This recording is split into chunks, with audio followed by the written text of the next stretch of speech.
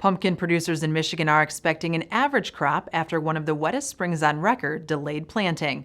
Much like other commodities across the state, pumpkin growers were delayed by continuous rains throughout May and June, leaving some producers planting anywhere from a week to 4 weeks later than normal. We normally would plant pumpkins by Memorial Day, the 1st of June being perhaps the ideal day that we would want to do that. This year we could only think about it because it was way so wet. So we didn't get our first pumpkins in this year until the 15th of June, which was 2 weeks late, and we had a little lull in the seemingly daily rains that we were receiving for a few days there, and we were able to kind of, as I've used the term, we mudded some in like some other farm operators did as well.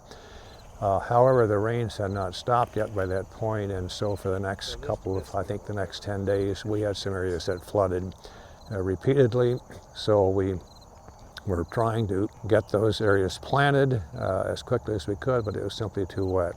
We finally got them planted the 29th of June, so we're now basically a month late. One of the difficulties that we had this year, we had so much rain in May and June, which delayed planting.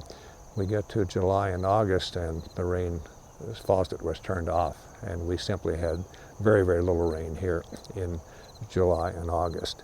We have an irrigation system. We were able to irrigate this block behind us a couple of times, and it responded. But again, the bottom line for all of this is that we'll have pumpkins, but we won't have the size. I think in surveying what we have in the field at this point, we'll probably max out at $5 or $6. So if you look at losing perhaps $4 a pumpkin for maybe 1,000 pumpkins, that has some impact on the bottom line.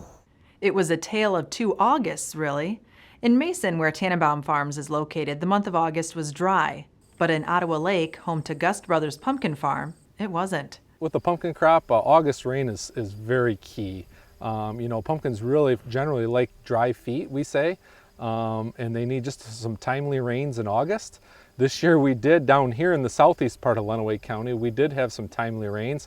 Unfortunately, some of them were too big, and we had a 3-inch rain event and then an 1.5 inch and another 2-inch rain event. So we've been almost a little bit too wet for our cucurbit and pumpkin crop late here in the season. When pumpkins sit in the damp conditions, you run the risk of some quality issues. Doesn't necessarily hurt your tonnage or your quantity, but quality comes into play. So a lot of times you'll have some bad stems because of it, possibly some spots on the pumpkins, that soft spots that create a product that you can't sell. So that's one of the concerns when you get a wet, damp August into early September. We're hoping that's not the case, but above all, we're not going to complain too much. We think it's going to be a pretty average crop.